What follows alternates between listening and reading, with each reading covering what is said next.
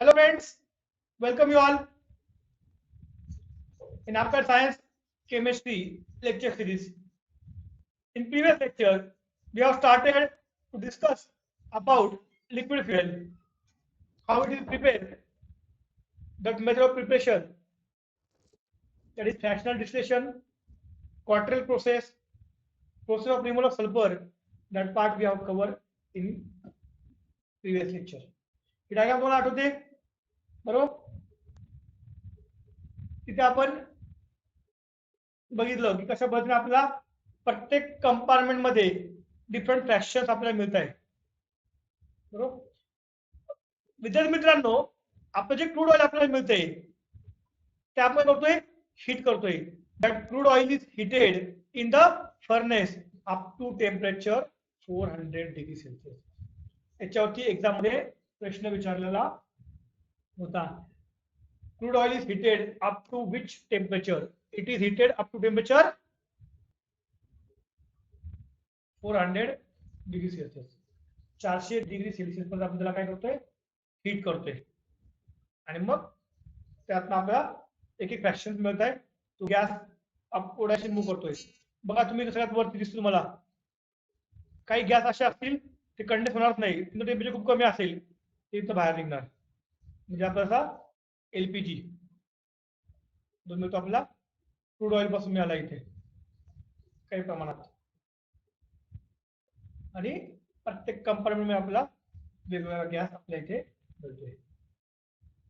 बघा name of fraction कोणतं कोणतं आहे. पहिले मिळाला आपला अनकंडेन्स गॅस, जो आपण बघितला सगळ्यात वरती इथे अनकंडेन्स गॅस. डिग्री टेम्परेचर किती आहे, boiling range below 30 degree Celsius. त्याचा फॉर्म्युला दिलेला आहे C1 to C4. म्हणजे कार्बनची चेन असेल methane ethane propane butane C1 to C4 butane पर्यंत भारत फॉर्म्युला असेल. Approximate composition of carbon, that is methane, ethane, propane, butane, C1, C2, C3, C4. C4 म्हणजे काय, butane. 4 carbon, 3 carbon, 2 carbon, 1 carbon ची chain आपल्याला मिळते. म्हणून तुझं आपण म्हटलंय शॉर्ट मध्ये आपण मेन्शन केलंय C1 to C4. 1 carbon compound, 2 carbon compound, 3 carbon compound, 4 carbon compound, C1, C2, C3, C4. इथे मिळाला आपला एलपीजी. पुढे वापरतो एलपीजी आपल्याला माहिती, आपल्या घरामध्ये आपण जेव्हा वापरतो गॅस कुकिंगसाठी, दॅट इज एलपीजी. नंतर आपल्याला मिळतोय पेट्रोलियम इथर बरोबर. नेक्स्ट फ्रॅक्शन इज पेट्रोलियम इथर मिळतो आपल्याला. बॉइलिंग रेंज किती, 30 to 70 डिग्री सेल्सिअस. फॉर्म्युला काय असो, कार्बन C5 to C7 पर्यंत असतो. तो आपण यूज करतोय ऍज अ सॉल्व्हंट. सॉल्व्हंट म्हणजे काय, सबस्टन्स डिझॉल्व्ह करण्यासाठी आपण त्याला यूज करतोय ऍज अ सॉल्व्हंट. नंतर मिळतो आपला gasoline, which is also called as a petrol. Boiling range किती, 40 to 120. म्हणजे 40 to 120 च्या रेंज मध्ये आपल्याला काय मिळतो, आपला पेट्रोल मिळते. त्याचा फॉर्म्युला काय असेल, C5 पासून तर C9 पर्यंत आपण फॉर्म्युला आहे. कुठे वापरतो आपण, as a fuel, as a solvent in dry cleaning process. आपले कपडे आपण बघतो ड्राय क्लिनिंग करतो बघा, आपण ड्राय क्लिनिंग साठी आपण यूज करतोय ऍज अ सॉल्व्हंट. नंतर नॅफ्था, टेम्परेचर किती आहे, 120 to 180 डिग्री सेल्सिअस. 120 to 180 बरोबर. Approximate composition C9 to C10 which is use as a solvent in dry cleaning. नंतर केरोसिन वापरतो, किती रेंज मध्ये मिळतो आपल्याला, 180 to 250 रेंज मध्ये आपल्याला मिळतोय. ज्याचं केमिकल कॉम्पोजिशन किती, C10 to C16 पर्यंत असतं. म्हणजे कार्बनची चेन असेल त्या केरोसिन मध्ये, तो काही कंपाऊंड असेल, हायड्रोकार्बन असतील, ते C10 कार्बन टू 16 कार्बन पर्यंतची लॉंग चेन कंपाऊंड त्याच्यामध्ये असणार आहे. आपण ग्रामीण भागात ऍज अ इल्युमिनंट म्हणून त्याचा यूज करतोय. Jet engine as a fuel आपण त्याचा यूज करतोय. डिझेल कुठे वापरतो आपल्याला माहिती, डिझेल इंजिन मध्ये आपण ऍज अ फ्युएल वापरतोय. त्याचं बॉइलिंग रेंज आहे 250 to 320. फॉर्म्युला आहे C10 to C18. It is use as a diesel engine fuel. सगळ्यात शेवटी तुम्हाला जो मिळतोय इथं आपण तुला लुब्रिकेटिंग ऑइल किंवा हेवी ऑइल आपण म्हणतो बघा. हेवी ऑइल आपण सगळ्यात शेवटी मिळतोय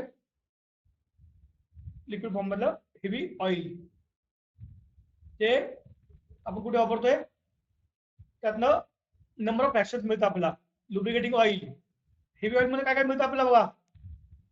lubricating oil, petroleum jelly, wax आणि ऍस्फाल्ट. तर लुब्रिकेटिंग ऑइल म्हणजे काय, आपण गाडीमध्ये आपण ऑइल टाकतो बघा. आपल्या मोटर बाईक मध्ये आपण ऑइल असतं जे लुब्रिकेशन मध्ये यूज करतो आपण as a lubricant to minimise the friction between two surface. We are using the lubricating oil. That lubricating oil which we are using that is heavy oil. नंतर petroleum jelly. बरं बघतो आपण winter मध्ये, थंडीच्या दिवसामध्ये आपली स्किन काय होते, ड्राय होते. मग आपण काय करतोय तिथे कोल्ड क्रीम वापरतो, बरोबर ना. That cold cream is obtain from petroleum jelly. आपण बरं नाव आहे कसं Vaseline petroleum jelly as a lubricant implementation of Vaseline. Cosmetic मध्ये यूज करतोय आपण. जे मेडिसिन मध्ये आपल्याला भेटतं बघा, मेडिकल काही ट्यूब भेटतात ज्यात क्रीम असते. बरं आपण जखम झाली आपण जी क्रीम लावतो तर आपण यूज करतो काय मामा, petroleum jelly. That means in medicine as a lubricant, in cosmetics we are using petroleum jelly. Paraffin wax main म्हणतो आपण.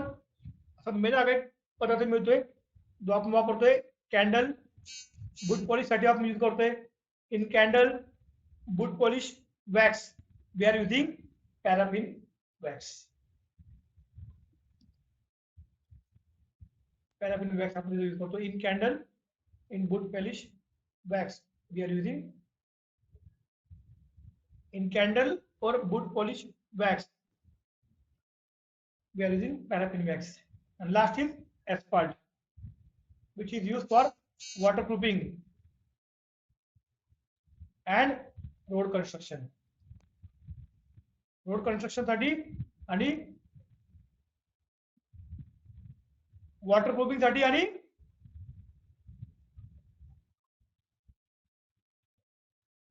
रोड कन्स्ट्रक्शन साठी आपण याचा यूज करतोय. ठीक आहे, समजते.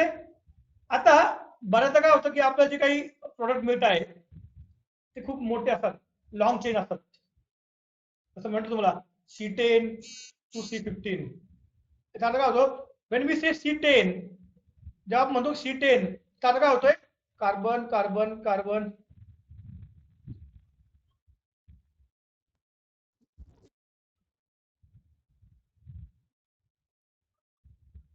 अशी एक चेन असलेला तुम्हाला एक लॉंग चेन कंपाऊंड आपल्याला मिळतोय, बरोबर. बरं काय करतो आपण, बाय युझिंग सर्टन रिएक्शन हा जो लॉंग चेन कंपाऊंड आहे त्याला आपण ब्रेक करतो. मग आपल्याला काय मिळतोय, स्मॉल चेन कंपाऊंड पण आपल्याला मिळतोय.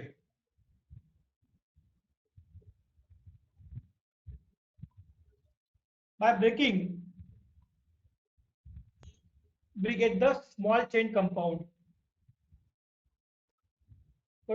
that is called as a cracking. Cracking is a process of decomposition or breaking of long chain compound into small chain compound.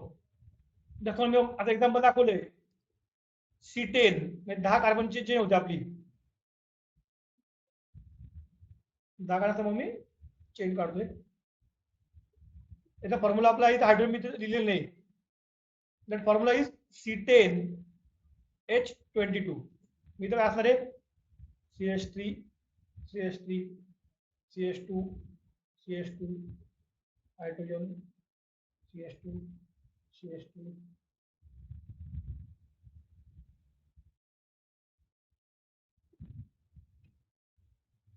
ठीक आहे, अशी लॉंग चेन कंपाऊंड असेल. मी फक्त हायड्रोजन न मेन्शन करता I will explain only in terms of carbon.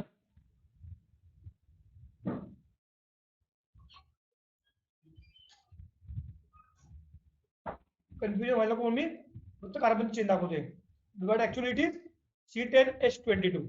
This is long chain compound which after breaking, that is called as cracking, we get C5H12 plus C5H10, that is pentane आणि pentene. So cracking म्हणजे काय? Decomposition or breaking of bigger molecule into smaller molecule. त्या bigger molecule ला आपण smaller molecule मध्ये break करतोय, that process is called as a cracking. आता ही जी cracking करतो आपण हे दोन टाईपचे असते, एक thermal cracking and catalytic cracking. Thermal म्हणजे काय? सिंपल गोष्ट आहे, हीट. ज्यावेळेस आपण ब्रेकिंग करतोय, पण ब्रेकिंग करण्यासाठी आपण करतोय हीट, म्हणजे काय? हाय टेम्परेचर यूज करतोय, हाय टेम्परेचर आणि प्रेशरचा यूज करतोय. That time that cracking is called as a thermal cracking. Breaking of long chain compound by using heat, that means by using high temperature and pressure, is called as a thermal cracking. That heavy oil are subjected to high temperature. That heavy oil is converted into another small particles, that is paraffin, olefin, that is obtained by thermal cracking. Sometimes by using suitable catalyst, आपण catalyst वापरून जी काय आपली long chain compound आहे तो break करून आपण small chain compound आपल्याला मिळते. by using suitable catalyst, that is called as a catalytic cracking. ठीक है, समझते? Breaking of long chain compound into small chain compound is called as a cracking. ठीक है. आता बघूयात नेक्स्ट प्रॉपर्टी, नॉकिंग. आपण जे गाडीचं इंजिन असतं that is called as internal combustion engine, which is also called as a IC engine. ते कसं वर्क करतंय? आपल्या गाडीमध्ये जे काही इंजिन असतं त्याच्यामध्ये आपण जे पेट्रोल टाकतोय ते पेट्रोल डिझेल इंजिन मध्ये कसं पद्धतीने वर्क होतं बघा. In IC engine we are using petrol plus air vapour, air pressure. आपण काय करतोय? ज्यावेळेस बाईक स्टार्ट करतोय काय करतोय? We are producing spark.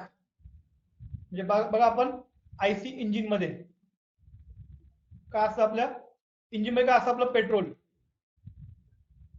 Vapour म्हणजे हवा असं काय प्रमाणात, प्लस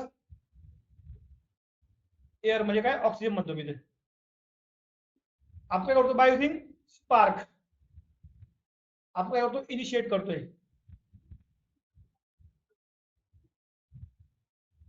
स्पार्क काय करतो? आपला टेम्परेचर मेंटेन करतोय, इग्निशन टेम्परेचर मेंटेन करण्यासाठी हेल्प करतोय. म्हणजे in IC engine a mixture of gasoline, that is called as petrol, vapour, air is use as a fuel. हे आपण एज अ फ्युएल वापरतोय. After initiation by spark in the cylinder flame is produce. एकदा का ignition temperature achieve झालं काय मिळालं तुम्हाला? एकदा का इग्निशन टेम्परेचर तुमचं आलं, तुमचं काय फ्युएल कम्प्लिटली कंटिन्युअसली बर्न होत राहणार. म्हणजे तुम्हाला काय मिळणार? फ्लेम मिळणार. हीट सप्लाय झाली तर हीटमुळे काय होईल? तो जो काय तुमचा पिस्टन असेल तो पिस्टन काय होईल?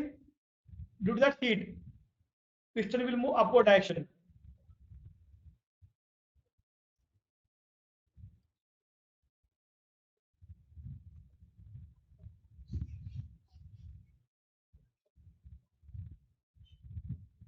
सपोज इथं आपला पेट्रोल डिझेल आहे, इथं आपण स्पार्क प्रोड्यूस केलाय, तेव्हा काय झालं? फ्लेम प्रोड्यूस झाली. ते फ्लेम काय करेल? या पिस्टनला काय करेल? इथं प्रेशर तयार होऊन ते पिस्टन अपवर्ड डायरेक्शन मूव्ह करेल. म्हणजे आपलं पिस्टन गेलं अपवर्ड डायरेक्शन. नंतर एकदा प्रेशर लो झालं पुन्हा ते काय येणार? खाली येणार. पुन्हा एक स्पार्क परत फ्लेम पुन्हा वरती, असं वरती खाली होणार. आणि त्या पिस्टनला पुढे आपलं काय असेल? एका रॉडने आपण आपलं व्हील जोडले असेल, जे काय करेल? त्याला मूव्ह करणार. अशा पद्धतीने आपल्या गाडीची वर्क असेल. मग आता इथे आपली प्रोसेस ऑफ आयसी इंजिन. समजा काय केलं मी, पेट्रोल, वेपर अँड एअर आपलं इथे फ्युएल म्हणून वापरले. तो स्पार्क काय करतोय, that spark initiate the process, it will produce the flame. That flame will increase the pressure in this area. Due to increase in pressure, that piston will move upward direction. हा piston तो इथे होता, तो कुठे गेला, वरती move गेला, इथे आला तो. That piston will move in upward direction due to that expansion of gas at high temperature. High temperature काय होईल, गॅस काय होईल, तुमचा एक्सपांड होईल. पुन्हा वरती पिस्टन गेलं, टेम्परेचर कमी आलं, पुन्हा पिस्टन खाली, पुन्हा टेम्परेचर वाढलं, पुन्हा वरती, पुन्हा खाली, पुन्हा वरती, पुन्हा खाली, असा बन तुमचं piston up and down direction, up direction, down direction तो मूव्ह करतो. आणि तुम्हाला तुमचं गाडीचं व्हील जे आहे त्या पिस्टनला आपण जोडलेलं असतं आणि ते व्हील पण काय करतो, मग रोटेट करतो आणि आपली बाईक रन करते. ठीक आहे, ही झाली तुमची प्रोसेस. आता तुमचं जे काही गाडीचं जी इफिशियन्सी म्हणतो आपण, ती कशावर डिपेंड असते, that is depend on compression ratio. Compression ratio हा कसा मिळतोय, that is volume of that cylinder. ज्याच्यामध्ये आपलं पिस्टन आहे ना, त्या सिलेंडरचा volume of cylinder at the end of suction stroke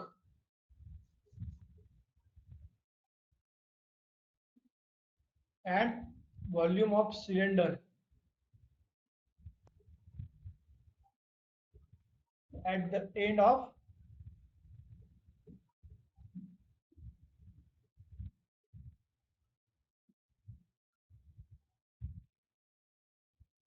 compression stroke. या दोघांच्या रेशो, सक्शन स्ट्रोक म्हणजे काय, ज्यावेळेस पिस्टन खाली असेल त्यावेळेस, ज्यावेळेस पिस्टन वर असेल, सॉरी पिस्टन वरती असेल त्यावेळेस सक्शन स्ट्रोक, ज्यावेळेस खाली असेल त्यावेळेस कॉम्प्रेशन स्ट्रोक. कॉम्प्रेशन आणि सक्शन या दोघांच्या मध्ये जो काय व्हॉल्यूम आहे, या दोघांच्या रेशो वरती काय असेल, तुमचं कॉम्प्रेशन रेशो डिपेंड असेल. That efficiency of an engine increases on this ratio, that is called as compression ratio. The compression ratio वाढला, मशीनची इफिशियन्सी वाढली. कॉम्प्रेशन रेशो कमी आला, मशीनची इफिशियन्सी कमी होते. परंतु जर तुमचा कॉम्प्रेशन रेशो एका लिमिट पेक्षा जास्त वाढला, लिमिटच्या वरती गेला, ओव्हर द लिमिट गेला, if the compression ratio exceeds the limit, then fuel doesn't burn smoothly. जे फ्युएल जे आहे तुमचं, त्याची बर्निंग होते आणि तुम्हाला जे फ्लेम मिळते, त्याच्यामुळे प्रेशर वाढतं, गॅस एक्सपांड होतोय, पुन्हा पिस्टन वरती येतोय, पुन्हा खाली येतोय आणि आपली बाईक मूव्ह करते. पण जर कॉम्प्रेशन रेशो एका लिमिट पेक्षा जास्त वाढला, fuel doesn't burn smoothly because due to that increasing ratio that piston will move rapidly. तो रॅपिडली मूव्ह केला जातो वरती, म्हणजे तो रॅपिडली मूव्ह करतोय. सपोज आपण बघूया तिथे पिस्टन आपलं इथे, त्याला आपण मूव्ह केलं वरती, तो पिस्टन नंतर आला इथे इन सेकंड स्टेज.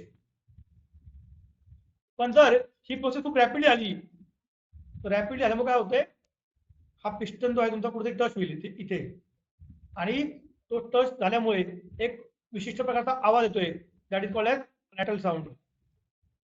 जास्त रॅपिडली जर मूव्ह केला गेला तर खूप जोराचा वरती तो ढकलला गेला तर तो काय होईल, एक साऊंड क्रिएट करतोय. That sound it's called as a knocking. Sound म्हणजे काय, तुमचं नॉकिंग. म्हणजे if the compression ratio exceeds the limit, fuel doesn't burn smoothly. तुमचं फ्यूल स्मूथली बर्न करणार नाही. It will burn with explosion, स्फोट होईल, रॅपिडली बर्न होईल, आणि due to that rapid burning that piston will move rapidly in upward direction and which create a sound. That sound is called age knocking. Due to that rapid burning, rapid burn झाल्यामुळे काय होईल, तुमचं जे काही fuel असेल rapid burn झाल्यामुळे काय होईल, आपलं जे काही फ्युएल आहे, जर रॅपिडली बर्न झालं तर फ्युएल कम्प्लिटली बर्न होणार नाही, तर ते काय होईल, इट विल बर्न इनकम्प्लिटली. म्हणजे काय होईल, काही फ्युएल तुमचं काय होईल, वेस्ट होईल. that fuel get waste due to incomplete burning. Fuel get waste due to incomplete burning. That is called as a knocking. समजते. बऱ्याच गाडीमध्ये आपला आवाज येतो काही वेळेस, that is called as a knocking. रायटर साऊंड येतो, that is called as a. मग ही नॉकिंग जे आहे ते आपण कमी करू शकतो का, डेफिनेट आपण कमी करू शकतो. काय करायचंय, by adding small amount of tetra ethyl lead, त्याला शॉर्ट म्हणतो आपण टेल, अशा शब्द लक्षात ठेवा, TEL. Tetra ethyl lead is use as a anti knocking agent. Exam मध्ये बऱ्याचदा विचारलेला प्रश्न, which of the following is use as a anti knocking agent. So tetra ethyl lead is use as a anti knocking agent.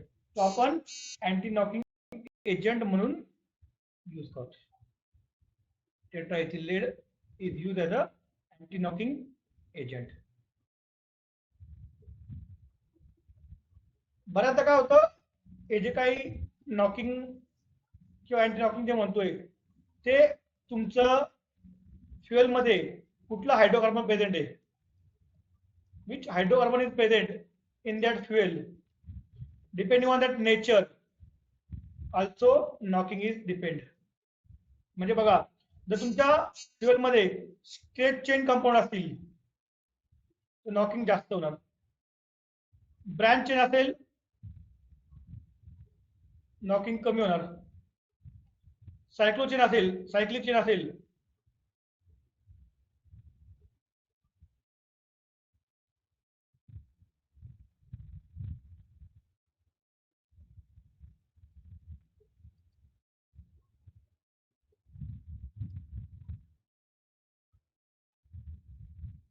म्हणजे तुमच्या fuel मध्ये जर straight chain compound जास्त असेल तर नॉकिंग जास्त होणार. ब्रँच चेन कंपाऊंड असेल तर नॉकिंग कमी होणार. सायक्लिक असेल अजून कमी होणार. आणि जर ॲरोमॅटिक असेल कंपाऊंड, ॲरोमॅटिक हायड्रोकार्बन असतील तर नॉकिंग तुमची अजून कमी होणार.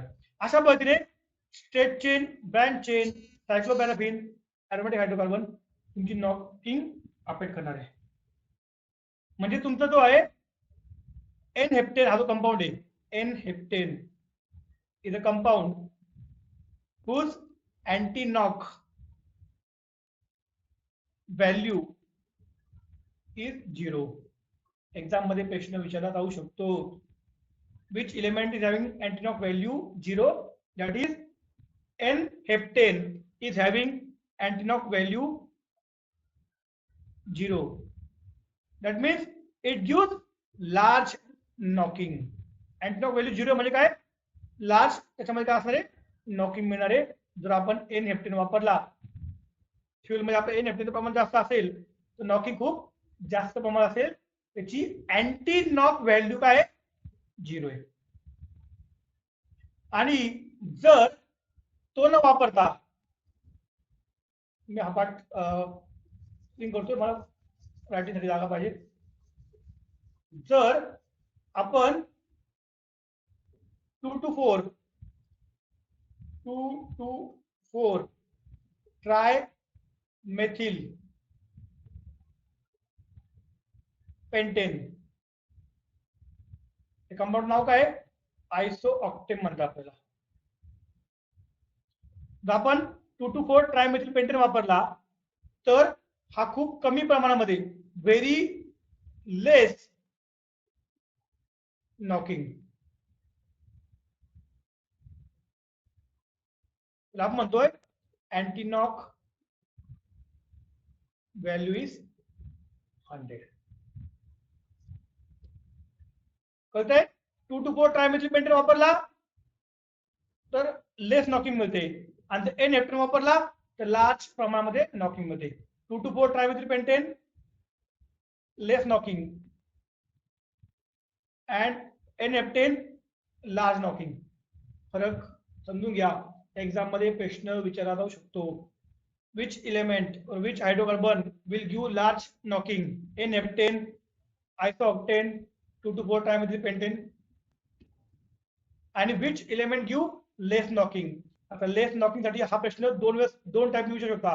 2 to 4 ट्रायमेथिल पेंटेन म्हणून पण विचारतील किंवा आयसोऑक्टेन म्हणून पण नाव विचारलं जाऊ शकतं. नाव लक्षात ठेवायचे.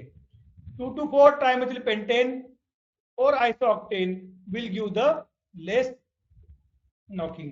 तो खूप कमी प्रमाणात नॉकिंग देतोय. Its antiknock value is 100. ठीक आहे, समजतंय? बघूया आपण next topic, that is octane number. Octane number म्हणजे काय बघूया आपण. What you mean by octane number. आता ऑक्टेन नंबर म्हणजे काय? It is a standard value. Octane number is a standard number or standard value which is useful to measure the knocking ability.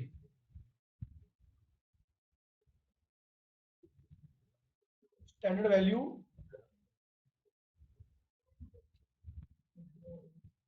which is used to measure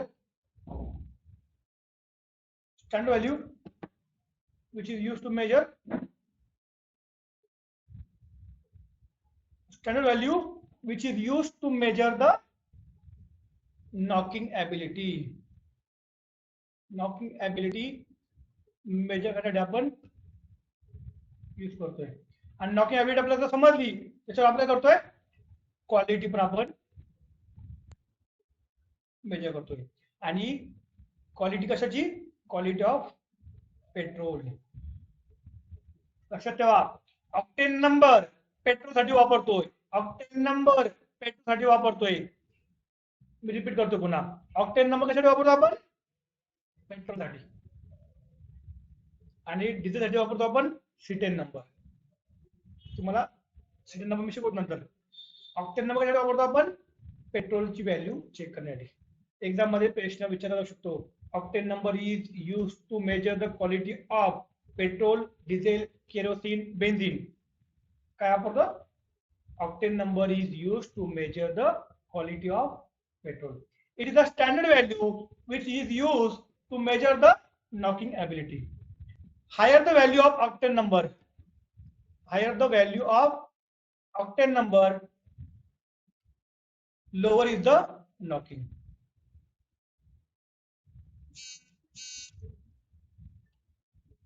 Higher the value of octane number, lower is the knocking. The octane number म्हणजे काय? Octane number is the percentage of isooctane in the mixture of isooctane and N-heptane. It is the percentage of isooctane in the mixture of N-heptane and isooctane. तुमचे काय solution आहे?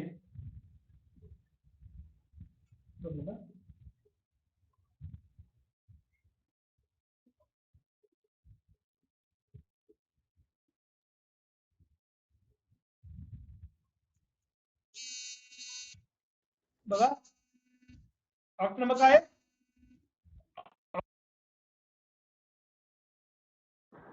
Octane number is a percentage. कसले percentage?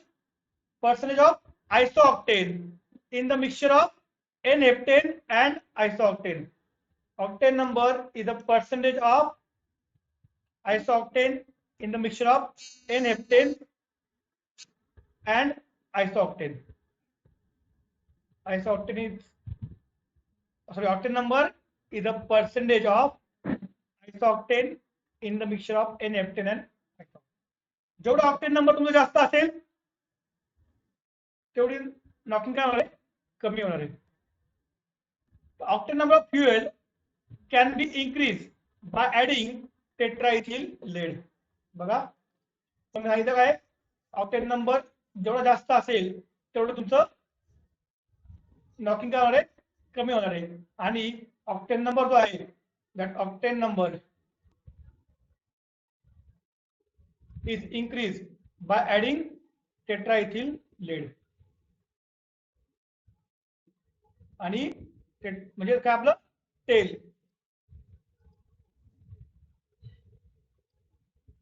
टेट्राइथिल laid किंवा डायइथिल telluride. Exam मध्ये प्रश्न विचारला जाऊ शकतो, ऑक्टेन नंबर वाढवण्यासाठी कुठलं एलिमेंट आपण वापरतोय. Either we use tetraethyl lead और we can use diethyl telluride. Diethyl telluride C2H5 म्हणजे काय आपला इथिल, तो कसा आहे, डाय म्हणजे 2 टेलुराइड. फॉर्म्युला पण लक्षात ठेवा, फॉर्म्युला दिला असेल फॉर्म्युला, नाव असेल तर नाव. डाय म्हणजे 2 di ethyl telluride, diethyl telluride और टेट्राइथिल लेड दोघं आपण वापरतोय to increase the octane number. साधारणतः आपली जी काही मोटर आपण यूज करतोय, in motor fuel about 0.5 ml and in case of motor fuel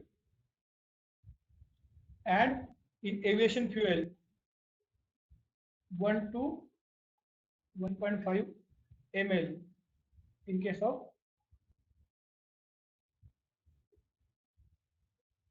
aviation fuel. In motor fuel फक्त 0.5 ml म्हणजे बघा तुम्ही एका ml पेक्षाही कमी टाकतो आपण, तरी त्याची क्वालिटी किती वाढतो. इन मोटर फ्युएल 0.5 ml आणि आपण जे एरोप्लेन मध्ये आपण फ्युएल वापरतोय त्यात आपण 1 ते 1.5 ml फक्त आपण टाकतोय टेट्राइथिल लेड आपण तिथे टाकतोय आणि त्याची नॉकिंग काय होते, कमी होते.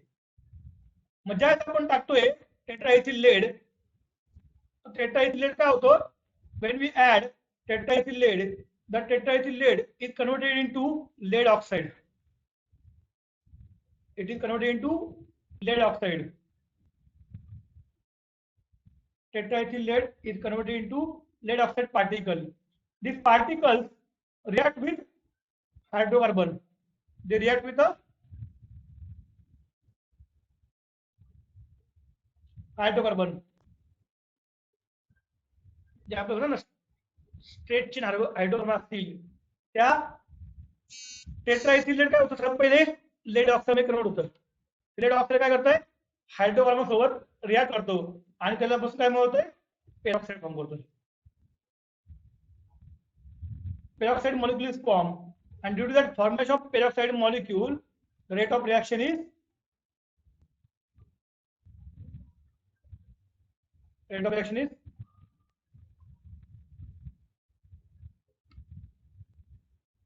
decreases.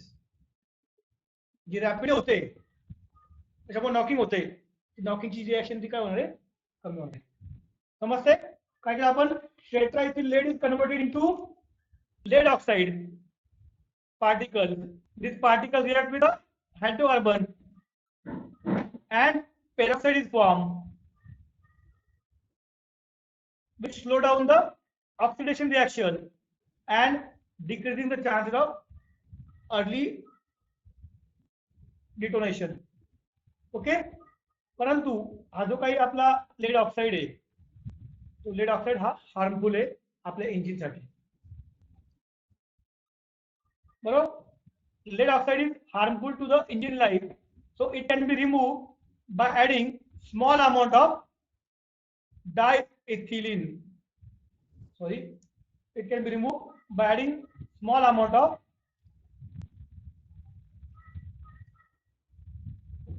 ethylene dibromide. by adding small amount of ethylene dibromide, we can remove the lead oxide form.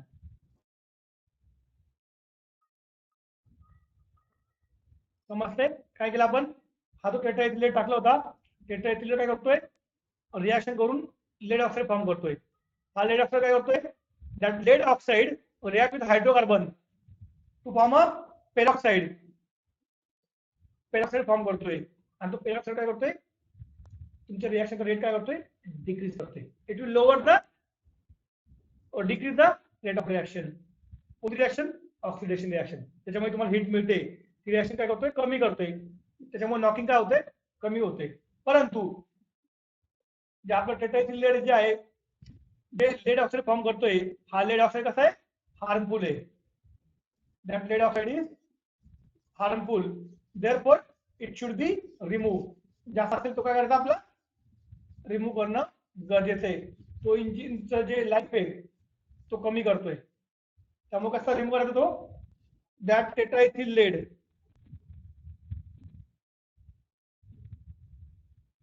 That lead oxide, हा जो लेड ऑक्साइड आहे तो रिमूव्ह करण्यासाठी काय करतो आपण?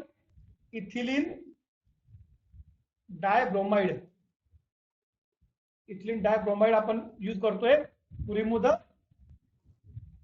टेट्राइथिलेट. तो काय करतोय? हा जो काही लेड ऑक्साइड आहे त्याला कन्वर्ट करतोय लेड ब्रोमाइड मध्ये. लेड ब्रोमाइड मध्ये त्याला कन्वर्ट करतोय आणि तो हा जो लेड ब्रोमाइड मध्ये कन्वर्ट झाला, हा कसा आहे?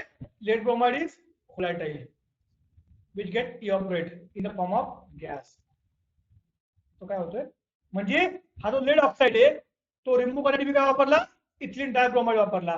जो लेड ब्रोमाइड मध्ये कन्वर्ट होतो, जो कसा आहे? व्होलॅटाइल आहे, जो सहजपणे रिमूव्ह होतो. लक्षात ठेवा, तुमच्या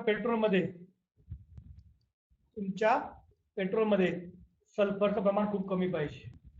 सल्फर शुड बी लेस. कारण का? जर तुम्ही सल्फर असेल तर हा सल्फर काय करतोय? जी तुमची इफेक्टिव्हिटी आहे, इफेक्टिव्हिटी कशाची?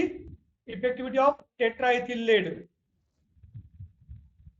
can be minimized or reduced by presence of sulfur. जर सल्फर प्रेझेंट असेल तर सल्फर काय करतोय? तुमचं टेट्राइथिलेट ची जी काही कॅपॅसिटी आहे ती काय करतोय? कमी करतोय. आणि टेट्राइथिलेट काय करतो माहिती तुम्हाला? What is role of tetraethylate? Tetraethylate तुमचं नॉकिंग काय करतोय? कमी करतोय. It reduce, it lower the knocking of the petrol. Petrol knocking कमी करतो. आणि कोण करतो कमी? टेट्राइथिलेट कमी करतोय. आणि टेट्राइथिलेटची इफेक्टिव्हिटी कोण कमी करतोय? सल्फर कमी करतोय. त्यामुळे सल्फर कसा पाहिजे? पेट्रोलमध्ये कमी पाहिजे. ठीक आहे. अजून एक प्रकार आहे, by using compound which improve the octane number, we can also increase the octane number. म्हणजे octane number can be increased by adding a compound which have high octane value. म्हणजे कोणता? आयसोऑक्टेन झालं, आयसोऑक्टेन झालं, एथिल बेन्झीन झालं, isopropyl benzene झालं, methyl tertiary ब्युटिल इथर, methyl tertiary ब्युटिल इथर add करून आपण ऑक्टेन नंबर वाढवू शकतो. कळते? Octane number can be increased by octane number can be increased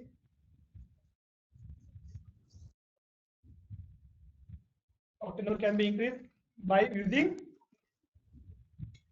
octane number can be increased by adding another compound whose octane value is more. कोणते कोणते compound आहे? ते आहेत तुमचे आयसोऑक्टेन, बरोबर. नंतर तुमचा कुठला आहे? आयसोऑक्टेन, एथिल बेन्झीन,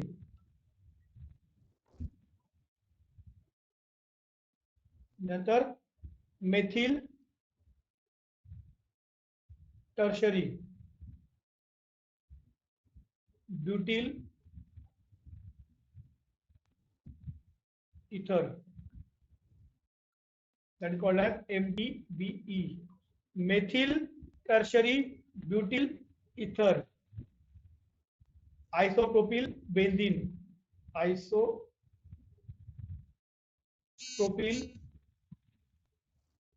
benzene, हे कंपाऊंड ऍड करून आपण ऑक्टेन नंबर इन्क्रीज करू शकतो. त्यात आपण मोस्टली कोणता वापरतोय तर MTBE.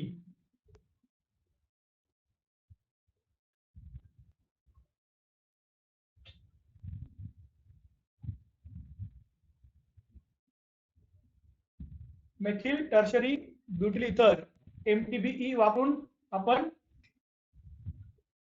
ऑक्टेन नंबर तुमचा वाढू शकतो. मेथिल टर्शरी ब्युटिल इथेन वापरून तुमचा ऑक्टेन नंबर आपण वाढू शकतो. लक्षात ठेवा, ऑक्टेन नंबर कशासाठी असतो? पेट्रोल साठी. ऑक्टेन नंबर वाढवण्यासाठी काय करू शकतो आपण? काही असे एलिमेंट ऍड करायचे त्यांची ऑक्टेन व्हॅल्यू जास्त असेल, बरोबर. नंतर ऑक्टेन नंबर वाढवण्यासाठी आपण काय करतोय? टेट्राइथिल लेड पण वापरतो. Octane number of fuel can be raise by adding tetraethyl lead and दुसऱ्या कंपाऊंड दुसरा एक एक्झाम्पल सांगा, कोण सांगतो? टेट्राइथिल लेड आणि diethyl telluride, right. Diethyl telluride आणि टेट्राइथिल लेड वापरून सुद्धा आपण ऑक्टेन नंबर वाढवू शकतो. किती वापरला आपण? जर मोटर बाईक असेल त्यातलं फ्यूल असेल तर फक्त 0.5 ml टाकला आपण टेट्राइथिल लेड, आणि जर एव्हिएशन फ्यूल असेल तर 1 to 1.5 ml आपण ऍड केलं आणि आपलं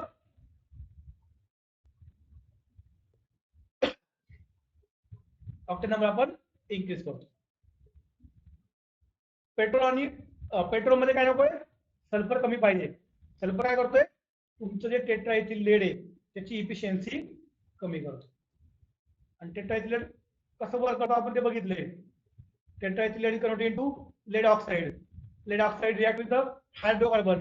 hydrocarbon convert into peroxide which lower the reaction which produce the knocking. हे नॉकिंग वाढवत आहे, तर कमी करतो आणि स्मूथली तुमचं फ्युएल बर्न करतं आणि तुम्हाला हाय हीट मिळते. ठीक आहे. I hope all of you understood the concept of octane number. Now, आता तुम्ही म्हणणार तर हे झालं पेट्रोल साठी. मग आता डिझेल साठी काय? तर डिझेल साठी असतो आपला C10 number. In diesel engine, a quality of diesel engine is measured by using C10 number. It is the C10 number is percentage of N-hexadecane.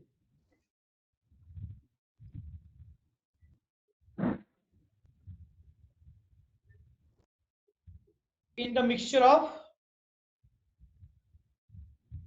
N-hexadecane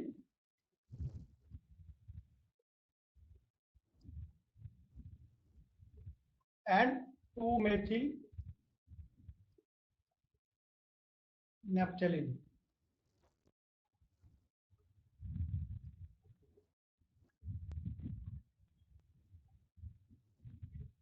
C10 number is a percentage of N-hexadecane in the mixture of hexadecane, N-hexadecane and 2-methyl naphthalene.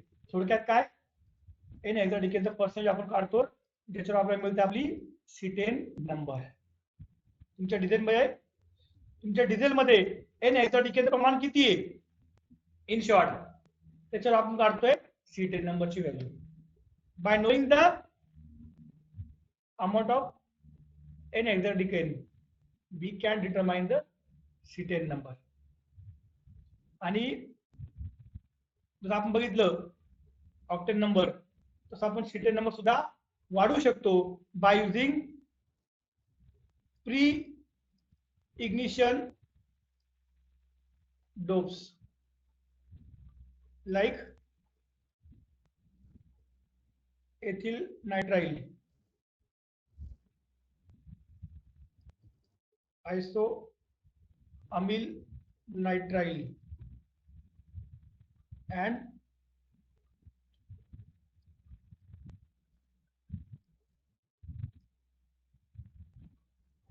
acetone.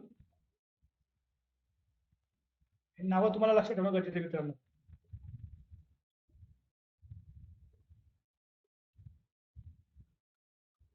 So by using pre-ignition dope like ethyl nitrile, isoamyl nitrile, acetone peroxide, we can increase the cetane number.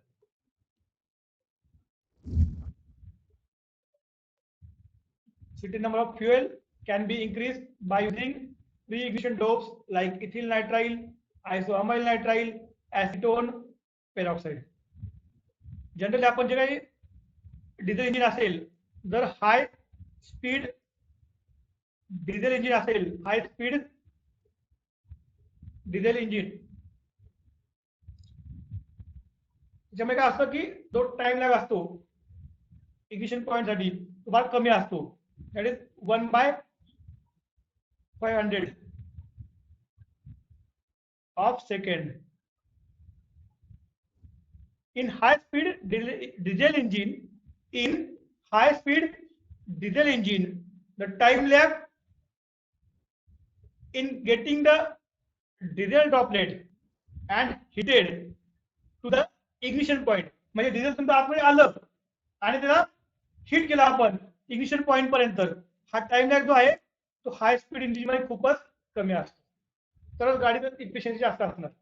So in high speed diesel engine, the time lag for getting the diesel droplet and heated to ignition point, म्हणजे डिझेलचा drop मध्ये यायचा आणि त्याला ignition temperature पर्यंत hit करण्यासाठी जो काही टाइम लागतोय तो टाइम लॅग फार कमी असतो हाय स्पीड डिझेल इंजिन मध्ये. तो किती असतो? 1/500 ऑफ सेकंड. मग त्यामुळे आपण त्याचे काही डिझेल इंजिन आहे त्याची सीटेन नंबरची व्हॅल्यू कशी पाहिजे? जास्त पाहिजे. The cetane number value should be more. किती असते? तर त्या हाय स्पीड डिझेल इंजिनची सीटेन नंबरची व्हॅल्यू असते 45. किती? 45. while low speed diesel engine, low speed diesel engine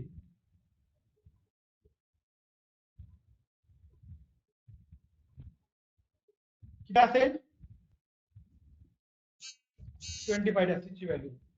आणि दोघांच्या मध्ये जर मीडियम स्पीड असेल, मीडियम स्पीड डिझेल इंजिन असेल, that value is in between, that is 35. So for high speed diesel engine, CTN number is 45. For low speed diesel engine, CTN number is 25, and for medium speed it is in between, that is CTN number is 35. ठीक है, समजते? Concept समजली? Cetane number कशासाठी वापरतो आपण? Diesel साठी वापरतोय. Cetane number is use for diesel engine. Octane number is use for petrol. बरोबर. तर तुमचं जे आहे एन हेक्साडिकेन, त्याचं आपण काय करतोय? पर्सेंटेज काढतोय तुमच्या डिझेल मध्ये. एन हेक्साडिकेनचा सीटेन नंबर किती असतो? 100. while alpha methyl naphthalene cetane number is 0. खूप सारे प्रश्न एमसीक्यू बेस वरती याच्यावरती त्यावरती. Alpha methyl naphthalene 0, N hexadecane 100 cetane number. ठीक आहे. ऑक्टेन नंबर आणि सीटेन नंबर कन्सेप्ट समजली? आता मी शॉर्ट सांगतो काय काय प्रश्न विचारू शकता. ऑक्टेन नंबर म्हणजे काय? काय चेक करतो आपण ऑक्टेन नंबर मध्ये? आयसोऑक्टेन प्रमाण किती ते चेक करतो. सिटेन नंबर काय चेक करतो आपण? एन हेक्साडिकेनचं प्रमाण किती आहे ते चेक करतो. आयसोऑक्टेनची व्हॅल्यू किती असते? 100. एन हेक्साडिकेनची व्हॅल्यू किती आहे? 100. म्हणजे 100 असेल तर तुमचा सिटेन नंबर किती असणार आहे? 100 दाखवणार आहे. आणि अल्फा मेथिल नॅफ्थलिन असेल तर त्याची सिटेन नंबरची व्हॅल्यू किती असणार आहे? 0. सिमिलरली तुमचा जर एन एफ असेल तर सिटेन नंबर काय असणार आहे? सॉरी, एन एफ असेल तर ऑक्टेन व्हॅल्यू काय असणार तुमची? 0. ऑक्टेन नंबर आणि सिटेन नंबर. ऑक्टेन नंबर कशासाठी वापरतो आपण? पेट्रोलसाठी. सिटेन नंबर कशासाठी वापरतो आपण? डिझेलसाठी. ऑक्टेन नंबर वाढवता येऊ शकतो का? यस. काय करतो आपण? टेट्राइथिल लेड, आयसोऑक्टेन, एमटीबीई ऍड करून आपल्याला होतोय ऑक्टेन नंबर वाढवतोय. सिटेन नंबर वाढू शकतो का? वाढू शकतो. By using pre ignition dopes, ethyl nitrile, isoamyl nitrile, acetone peroxide वापरून आपण सिटेन नंबर वाढवू शकतो. ठीक आहे, समजलं विद्यार्थी मित्रांनो? तुम्हाला लिक्विड फ्युएल. आता शेवटचा टाईप आहे गॅसियस फ्युएल. गॅसियस फ्युएल आपण कोणत्यामध्ये वापरतोय? Natural gas, compress natural gas, LPG, biogas, water gas, producer gas are the type of gaseous fuel. आता वन बाय वन आपण एक एक गॅस विषयी थोडीशी माहिती घेऊयात. बरेचसे टर्म तुम्ही फॅमिली आहात. नॅचरल गॅस, त्याच्यामध्ये मिथेन किती असतो? 70 to 90% मिथेन असतो. 5 to 10% C2H6. हायड्रोजन असतो 3% नॅचरल गॅस मध्ये. मिथेन किती आहे? 70 to 90%. जास्त प्रमाणात मिथेन त्याच्यामध्ये प्रेझेंट असतो. याची कॅलोरिफिक व्हॅल्यू किती आहे? What is the calorific value of natural gas? प्रश्न विचारला जाऊ शकतो. That is in between 12,000 to 14,000 kilo calorie per metre cube. Calorific value कुठून मिळतो हा नॅचरल गॅस? आपण ज्यावेळेस पेट्रोलियम ऑइल काढतोय आणि ज्यावेळेस आपण ड्रिल करतोय, जमिनीच्या खाली ज्यावेळेस ड्रिल करतोय, सगळ्यात पहिले जो गॅस बाहेर पडतोय that gas is natural gas. ज्यावेळेस तुम्ही पेट्रोलियम ऑइल काढतात आणि ज्यावेळेस तुम्ही ड्रिल करताय, सगळ्यात पहिले जो गॅस बाहेर पडतोय that is called as natural gas.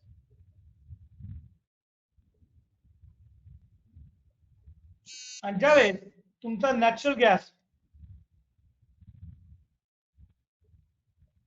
आणि पेट्रोलियम ऑइल दोन्ही मिक्स असेल, that time it is called as a wet gas. When natural gas is present along with the petroleum oil, that time it is called as a wet gas. Similarly, when natural gas is present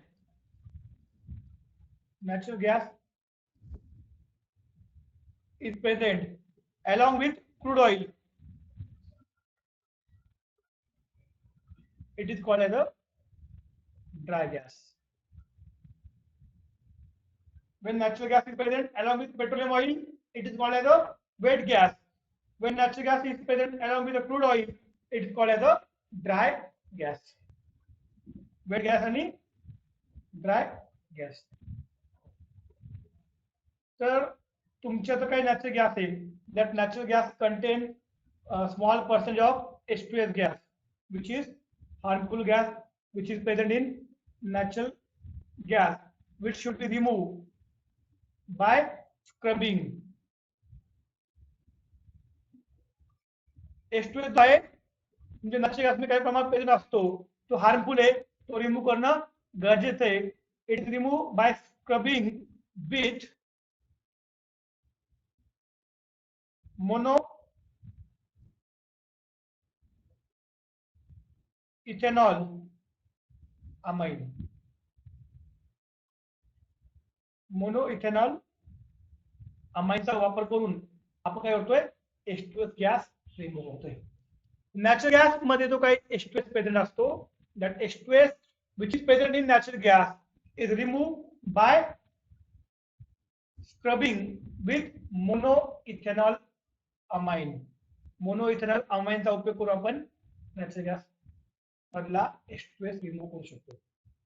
आता त्याच्यावरती प्रश्न काय काय विचारला जाऊ शकतो बघा. Natural gas, पहिला प्रश्न, केमिकल कंपोजिशन काय असतं. सगळ्यात महत्त्वाचा प्रश्न, मिथेन किती असतो त्याच्यावर विचारला जाऊ शकतो, बाकीचं नाही. मिथेन किती असतो ते विचारला जाऊ शकतो. When natural gas is present along with petroleum oil, it is called as wet gas. दूसरा प्रश्न, when natural gas is present along with crude oil, तीसरा प्रश्न, that is called as dry gas. आणि चौथा आणि महत्त्वाचा प्रश्न, what is the calorific value of natural gas? किती आहे, 12,000 to 40,000 kilo calorie per metre. सर्वात इम्पॉर्टंट प्रश्न, ज्यावेळेस तो नॅचरल गॅस आपण कॉम्प्रेस करतोय आणि यूज करतोय, आपल्या गाडीमध्ये आपण बघतोय सीएनजी बाईक आपण बऱ्याच वापरतो, सीएनजी कार आपण यूज करतो, सॉरी सीएनजी कार, त्यात काय असतोय, नॅचरल गॅस असतो, पण तो आपण कॉम्प्रेस करतोय, that is called as a compress natural gas which is used in motorbike, CNG car, sorry, which is used in CNG car in the form of compressed natural gas, CNG. ठीक आहे. पुढचा बघूया आपण LPG. आपण घरामध्ये cylinder असेल त्यात जो गॅस असतो तो असतो LPG, which is called as a liquefied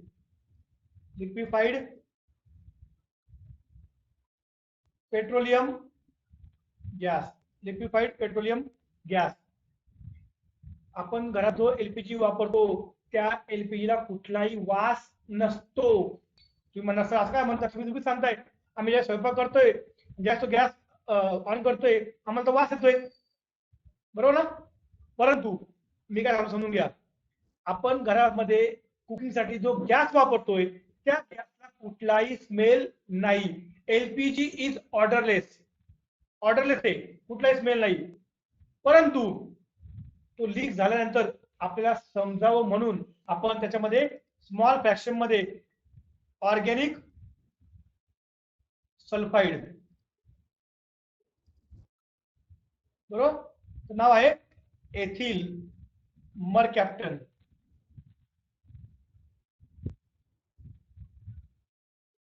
हा कंपाऊंड ज्यामुळे आपण ऍड करतो आणि आपला जो वास ना मित्रांनो, गॅस लीक झाल्यानंतर तो काही स्मेल येतो ना, that smell is because of this compound ethyl mercaptan. तो रॅपिडली स्प्रेड होतोय, म्हणजे तुमच्या एलपीजी पेक्षा तो रॅपिडली स्प्रेड होतो आणि तुम्हाला कळतो की बाबा गॅस लीक होतोय, दॅट इज एथिल मरकॅप्टन. समजा तुम्ही असं कन्सिडर करा, तुमच्या एलपीजी मध्ये जर हा कंपाऊंड मिक्स केला नसता तर काय झालं असतं, गॅस लीक झाला पूर्ण घरामध्ये जरी पसरला असता ते तुम्हाला कळलं नसतं. काय झालं असतं, माचीस ऑन केली किंवा फायर कॅच केली, एक्सप्लोजन होण्याची शक्यता असते. एक्सप्लोजन होऊ नये म्हणून ती धोके टाळण्यासाठी आपल्याला स्मॉल अमाऊंट मध्ये एथिल मरकॅप्टन ऑर्गॅनिक सल्फाइड आपण ऍड करतोय, ज्याच्यामुळे आपला वास येतोय. मग आता बघूयात आपण एलपीजी ची कॅलोरिफिक व्हॅल्यू किती आहे, 27800 kilo calorie per metre cube. म्हणजे साधारणतः तुमचा जो काही सीएनजी आहे त्याच्यापेक्षा 3 टाइम्स याची काय कॅलोरिफिक व्हॅल्यू. आणि तुमचं जे काही कोल गॅस आहे, कोल गॅस पेक्षा 7 टाइम्स मोर त्याची कॅलोरिक व्हॅल्यू, सर्वात जास्त कॅलोरिक व्हॅल्यू मिळते, जास्त हीट मिळते आपल्याला. सीएनजीच्या तिप्पट 3 टाइम्स एलपीजी कॅलोरिक व्हॅल्यू आहे आणि कोल गॅसच्या 7 टाइम्स त्याची कॅलोरिफिक व्हॅल्यू. आता एलपीजी मध्ये काय काय असतं? It contain N butane, isobutane, propane and butylene. N butane, isobutane, propane and butylene हे केमिकल प्रेझेंट असतात तुमच्या एलपीजी मध्ये. आपण तो गॅस जो आहे त्याला आपण कॉम्प्रेस करतोय आणि त्याला लिक्विड मध्ये कन्वर्ट करतोय, म्हणून नाव काय? Liquefied petroleum gas. Liquefied petroleum gas तो आपण कॉम्प्रेस करून वापरलाय, म्हणून त्याला म्हणतो आपण लिक्विफाईड पेट्रोलियम गॅस. आता पुढचा गॅस कोणता आहे? बायोगॅस. तुम्ही स्कूलमध्ये शिकला बायोगॅस, गोबर गॅस आपण म्हणतोय. काऊ डंग पासून आपण कॅटल डंग पासून त्याला आपल्याला तो मिळतोय, बरोबर ना? आपण ते डायग्राम पण स्कूलमध्ये शिकला असेल.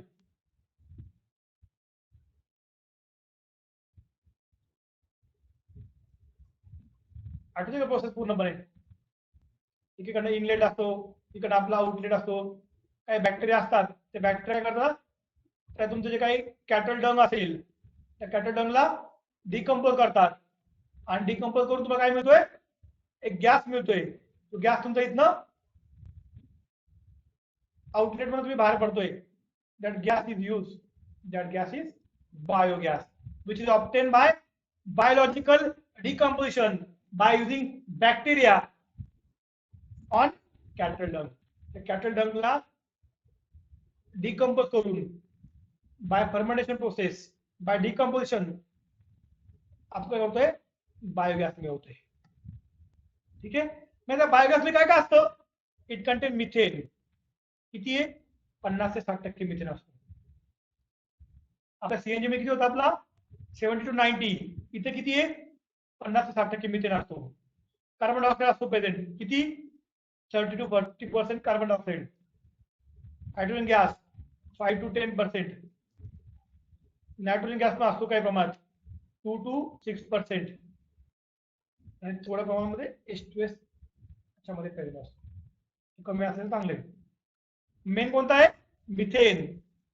जो बर्निंग साठी आपण वापरतोय 50 ते 60% आपण याच्यामध्ये प्रेझेंट असतो.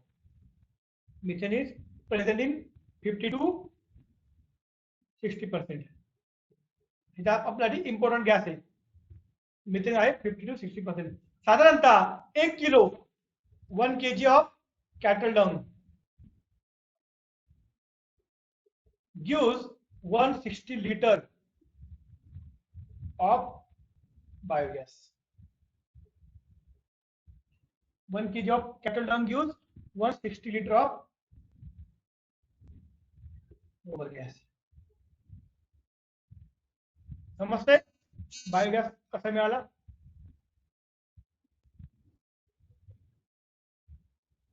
कॅटल डंगला आपण डिकम्पोज करून. पुढचा गॅस आहे producer gas, water gas, which is called as blue gas. फार कमी प्रमाणात आपण तो कसा मिळतोय? It is a mixture of combustible gases, that is carbon monoxide and hydrogen with non-combustible gases, that is carbon dioxide and nitrogen. हे दोघांचं mixture आहे. कार्बन मोनॉक्साइड and हायड्रोजन हे कसे? कंबस्टिबल गॅस आहे. आणि कार्बन डायऑक्साइड and नायट्रोजन कसं आहे? Non combustible आहे. या दोघांचं काय ते मिक्सचर असेल तुमचं वॉटर गॅस. ते कसं मिळवतो आपण? It is made by passing steam and little air through a bed of red hot coal. Steam आणि एअर आपण कशी पास करतोय? जो काही बेड असेल तुमचा कोल सॅम्पलचा, रेड हॉट कोल सॅम्पलचा जो बेड आहे, त्या बेडवरून आपण steam and little air is passed. Then we get the water gas, which is also called as a blue gas.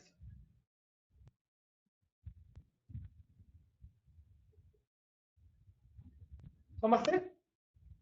अशा पद्धतीने आपलं गॅसेस फ्युएल हा टॉपिक आहे तो संपलेला आहे. विद्यार्थी मित्रांनो, इथे आपला फ्युएल टॉपिक पण संपलेला आहे आणि फ्युएल टॉपिक पण संपलाय आणि त्याचबरोबर आपला सिलेबस सुद्धा संपलेला आहे. विद्यार्थी मित्रांनो, तुम्हाला जर काही डाऊट असतील तर पर्सनली मला कॉन्टॅक्ट करा. तुमच्या सर्वांकडे माझे व्हॉट्सअप नंबर आहे, त्याच्यावरती पण मेसेज करून कुठल्याही टॉपिक विषयी तुम्हाला जर डिटेलमध्ये माहिती हवी असेल किंवा कुठला टॉपिक तुम्हाला समजला नाही तर तुम्ही मला पर्सनली कॉन्टॅक्ट करून तुमचा टॉपिक समजून घेऊ शकतात. ठीक आहे.